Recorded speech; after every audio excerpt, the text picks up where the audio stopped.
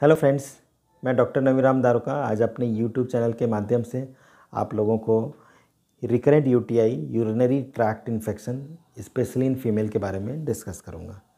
Female पेशेंटों में, महिलाओं में, स्त्रियों में यूरिनरी इन्फेक्शन बहुत कॉमन होता है। इसके लिए सबसे इम्पॉर्टेंट कारण है कि फ़ीमेल यूरेथ्रा, फीमेल के जो यूरिन पाइप होती है वो शॉर्टर होती है।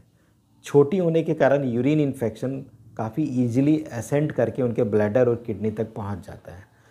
इसलिए फ़ीमेल में यूरिन इन्फेक्शन बहुत कॉमनली देखा गया है, स्पेशली सेक्सुअली एक्टिव फीमेल और पोस्ट मेनोपॉजल फीमेल या perimenopausal female. Post menopausal, perimenopausal female में एस्ट्रोजन की कमी के कारण यूरिन इन्फेक्शन देखा गया है। तो हमें इस इन्फेक्शन से कैसे बचना है? हमारे पास जब पेशेंट आते हैं, स्पेशली फीमेल पेशेंट बहुत ज़्यादा परेशान होती हैं कि सर उनका यूरिन इन्फेक्शन ठीक नहीं हो रहा है, जिसके कारण से बार बार हो रहा है, महीने में हो जा रहा है, मंथ में हो जा रहा है, साल में 5 से 6 एपिसोड्स यूरिन इन्फेक्शन हो जा रहे हैं। तो और उसके कारण से उनके ब्लैडर भी काफ़ी एक्टिव, ओवर एक्टिव, जैसे जैसे बार बार तेज़ यूरिन लगना, अर्जेंसी होना, ये सारे सिम्टम्स उनको आने लगते हैं।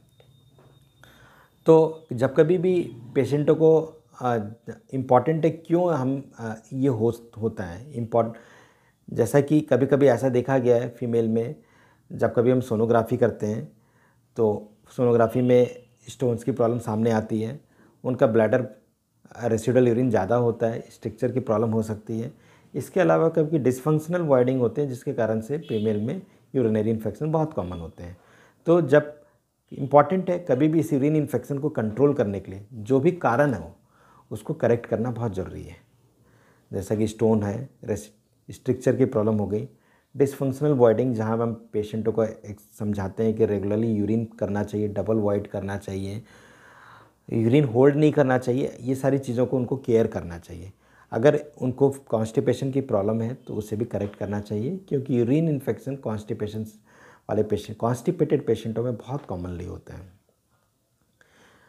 इसके अलावा जब कभी भी यूरिन इन्फेक्शन हो, हम अपने पेशेंटों को बताते हैं कि उनको एंटीबायोटिक्स का कोर्स रेगुलरली अपने डॉक्टर से कंसल्ट करके, स्पेशली यूरोलॉजिस्ट से कांटेक्ट करना चाहिए, उनसे मिलना चाहिए। इस केस में वो कभी कभी लंबे समय के लिए मेडिसिन, एंटीबायोटिक देते हैं, जिससे वो यूरिन इन्फेक्शन की प्रॉब्लम ठीक हो जाती है। कुछ प्रिकॉशन बहुत ज़रूरी हैं जो यूरिन इन्फेक्शन को स्पेशली फीमेल में ये कंट्रोल करता है। Specifically lot of water intake, पानी का इंटेक, लिक्विड का इंटेक सफिशेंट मात्रा में, सफिशेंट क्वांटिटी में होना चाहिए।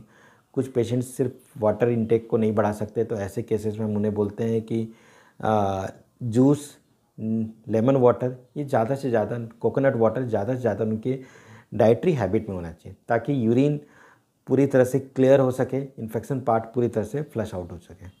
इसके अलावा उनको रेगुलरली यूरिन जाना चाहिए। कभी भी यूरिन को लगे या ना लगे, उन्हें they should clear their bladder, they should void and they should clear their bladder in every 2 to 3 hours. कभी भी यूरिन अगर इवन उनको सेंसेशन नहीं भी आता है तो उन्हें यूरिन रेगुलरली जाके ब्लैडर को खाली करना चाहिए, ताकि यूरिन ब्लैडर में होल्ड ना हो और रिटेन्ड यूरिन में इन्फेक्शन के चांसेस बढ़ जाते हैं। कॉन्स्टिपेशन अगर हो तो उसे क्लियर रखना चाहिए। स्पेशली सेक्सुअली एक्टिव फीमेल्स में ऐसा देखा गया है कि यूरिन इन्फेक्शन सेक्स करने के बाद ज़्यादा चांसेस होते हैं।